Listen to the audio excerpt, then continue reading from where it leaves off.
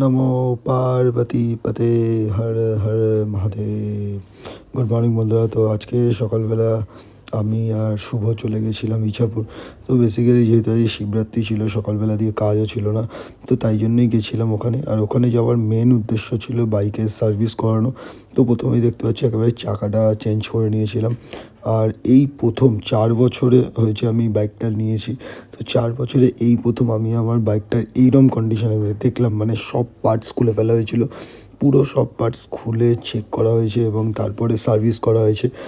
সামনের oil seal, folk সব কিছু চেঞ্জ হয়েছে, সাথে সাথে বিয়ারিংসগুলো চেঞ্জ হয়েছে, ইলেকট্রিকেরও কাজ হয়েছে, ফগ লাইট লাগানো হয়েছে, হেডল্যাম্পের লাইট চেঞ্জ হয়েছে, কার্বোরেটরও পর্যন্ত খুলে পুরো পরিষ্কার টরিষ্কার করা হয়েছে, দিয়ে আবার সেট করা হয়েছে। আর এখানে দেখতে পাচ্ছ দুটো এইচজিজি ফগ লাইট লাগিয়েছি, আর হেডল্যাম্পে নাইট আইয়ের লাইট লাগিয়েছি। তো লাইটটা একদম দারুণ লাগছে। আর এবার বলি কেন এই কাজগুলো করেছি। তো এই কাজগুলো করেছি কারণ আর কিছুদিন, আর কয়েক মাসের মধ্যেই তোমরা জানতে পারবে যে কেন করেছিলাম।